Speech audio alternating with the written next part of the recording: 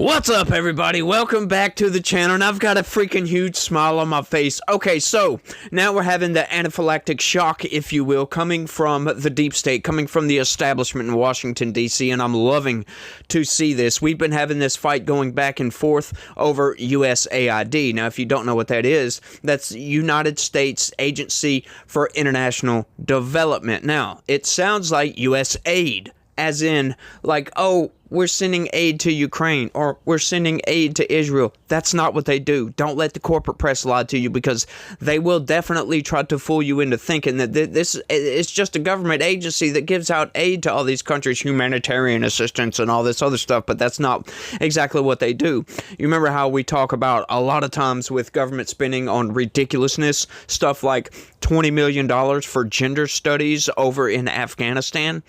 That's what USAID does, as a matter of fact.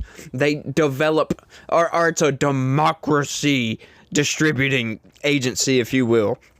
These people, they are not humanitarian assistance givers. But check this out, because we've had this massive, I almost covered it over the weekend, but it was just, at the time when I saw it, it was just a breaking story, and it really wasn't much to go on, but now it's fully broken out, and we're fully flushed out. Well, okay, so what happened is Elon Musk, they were trying to go in and they were trying to get into, to see, you know, to go over all their files, to check everything, just like Doge is going to be doing with all the agencies, which it's already started. Well, some executives in that said agency were trying to hide certain classified information from Elon Musk, who, by the way, has people working for him that does have classification clearance. They have security clearance, so they can look at all this classified information. Now, you might think, hang on just a second. If this is just humanitarian aid and all this other stuff, why the hell do they have classified information? That's because the C.I.A. works out of USAID, as a matter of fact. Yeah, it's kind of like a shell department for the government, so they can work through USAID in all these other countries and get more funding, because they have a $50 billion budget. That's freaking huge. All of the intelligence agencies put together only have $70 billion budget. That's all the intel agencies. So this one agency having that big of a budget, yeah, we need to go through. We need to see what's going on with this. And Musk found all kinds of stuff. We got a story we're going to get into, so we can cover some of this stuff and it can flush all this crap out. I am livid right now. Like, I'm not livid. I'm loving it. That's what I meant to say. I don't know why I said livid. Sorry about that, y'all. Check this out, though. Democratic Senator Brian Schatz puts a hold on Trump's State Department nominees. So, this guy either doesn't know what the hell he's doing, or he is absolutely backing the deep state. And I think that's exactly what it is. I don't think the guy doesn't know what he's doing. These people want these organizations, these agencies, I mean, in the positions that they are, because this is how they funnel money through the lobbies and all this other stuff. Yeah, it's bad, y'all. It is really bad. Check this out. Let's get into it. Senator Brian Schatz of Hawaii said Monday he's placing a blanket hold on President Donald Trump's nominees for the State Department, slowing down his hopes of quickly installing personnel in key positions. You know what I'd love to... Hey, let's keep going, then we'll get my response. Schatz, who sits on the Foreign Relations Committee, said his move is in protest of Trump's billionaire advisor Elon Musk declaring that he and the president will shut down the U.S. Agency for International Development. Now, you want to go against the king, you better not miss, right? You know what I mean with that? This dude's going to try to put a hold on all these. You know what Donald Trump's going to do if he does this? He's just going to call a recess. You guys go the hell home. I'm going to put whoever the hell I want in there. And when y'all come back, y'all can work all that stuff out later. You really don't want to mess with this guy right now. He's coming in to clean up the government, and I'm here for it, y'all. I'm going to cover all of this nonsense, because a lot of it's nonsense. Dismantling U.S. aid is illegal and makes us less safe. Now, if this was, oh, there's just humanitarian assistance, how would that make us less safe? And the illegal part, we're going to address that here in a minute, because the corporate press, once again, they're not just manipulating you on this one. They are manipulating you, of course, as they always do, but they are just outright lying, folks. They are outright lying. U.S. aid was created by federal law and is funded by Congress. Everything is funded by Congress. By the way, Donald Trump and Elon Musk can't just wish it away with a stroke of a pen. They need to pass a law, Schatz said in a statement. Is that so, Mr. Schatz? Now, once again, the corporate press is propping this guy up, and this guy, he's a politician, so he's outright lying about this. This dude is a scumbag. I'm not gonna lie, because all I did, a cursory search. I just went to Google. Look, you can see it right here. As a matter of fact, I'll bring it up and I'll read it out right quick. Just a simple Google search. Check this out. U.S. aid was subsequently established by the executive order of President John F. Kennedy, who sought to unite several existing foreign assistance organizations and programs under one agency. USA became the first U.S. foreign assistance organization whose primary focus was on long-term socio-economic development.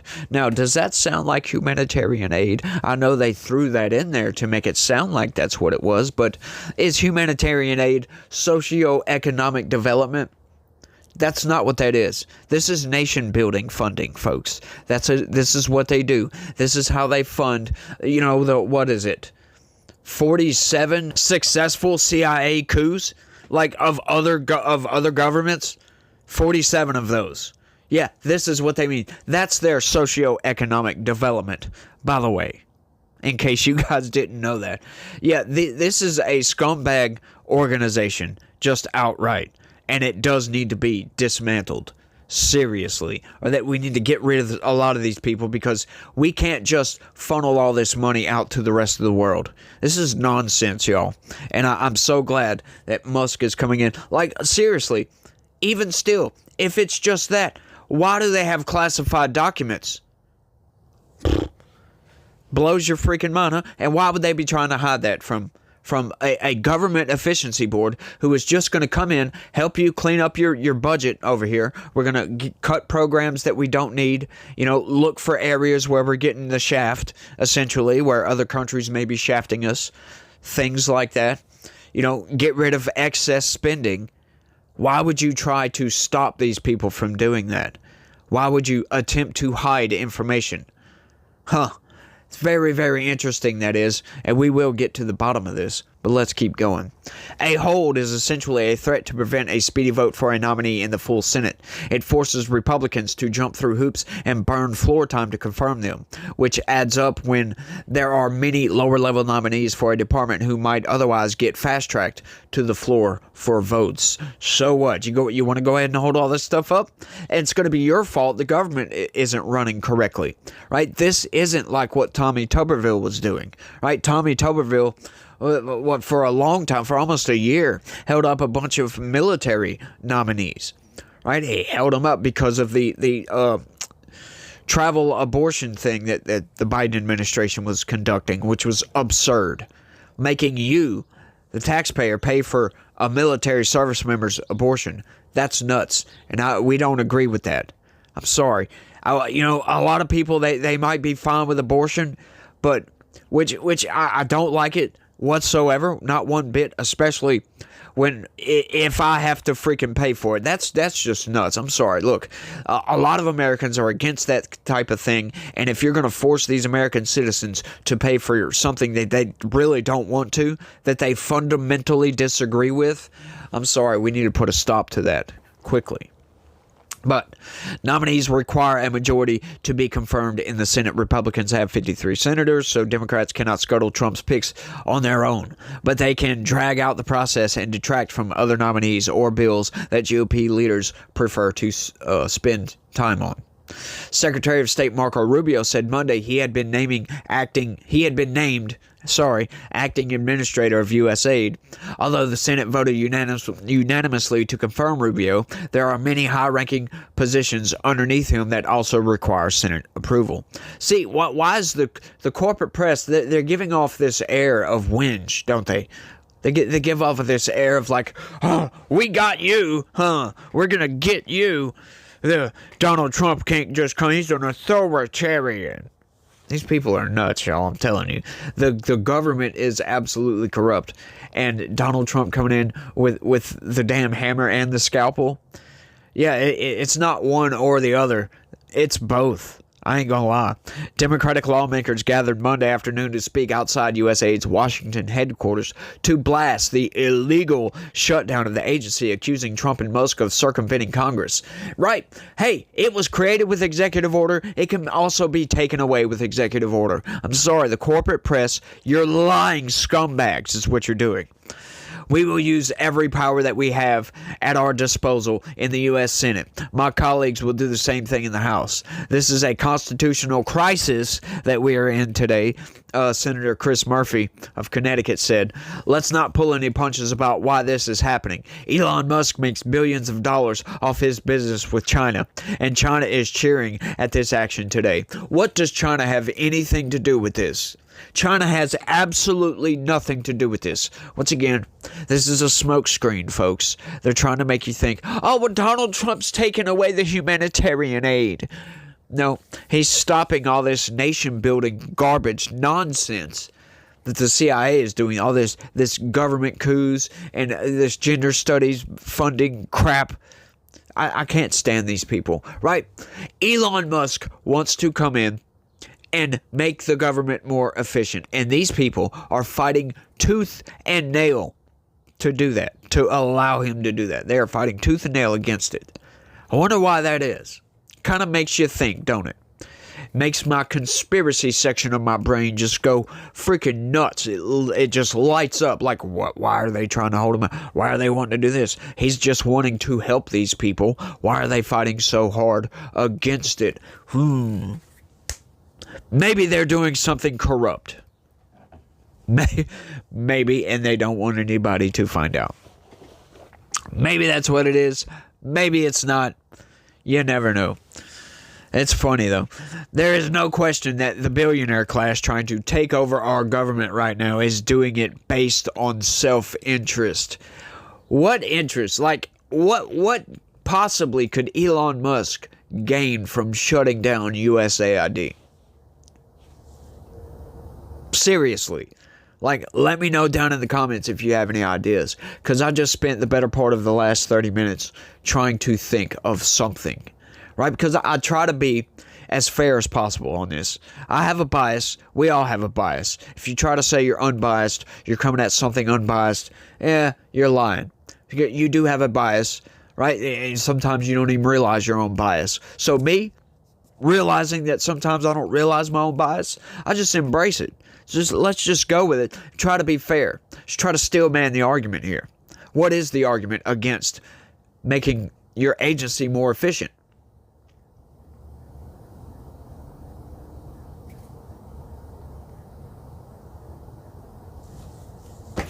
I know, that's what I was thinking too.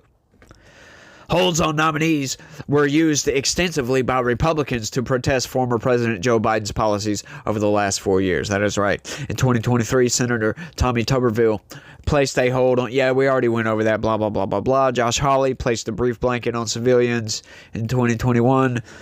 Yeah, for Afghanistan. Yeah. And a group of Senate Republicans placed holds on Biden's nominees, including judicial nominees, in the wake of court cases that were brought against Trump.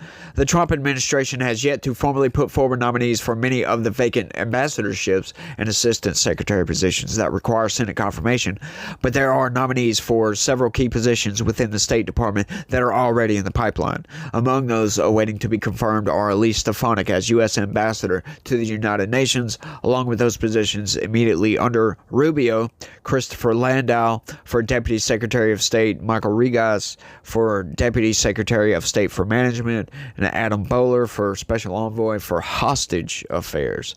Veteran career foreign service officers, or civil servants are currently the acting leadership in these key positions, but they are not able to act within the same authority as those who have been tapped by the president for the position. There are currently almost, blah, blah, blah, blah, blah. We don't care about that. We don't care about that. Now, I got this from a totally different news article. Check this out, though. They're trying to lie like just consistently all the way across the board. Over the past week, Musk has criticized USAID as he tries to regain control of the agency. Now, I wonder what they mean by regain control. He never had control of USAID in the first place. But, once again, like I said, they did try to go in and they were going to work their magic on government efficiency, and they were getting blocked by these people.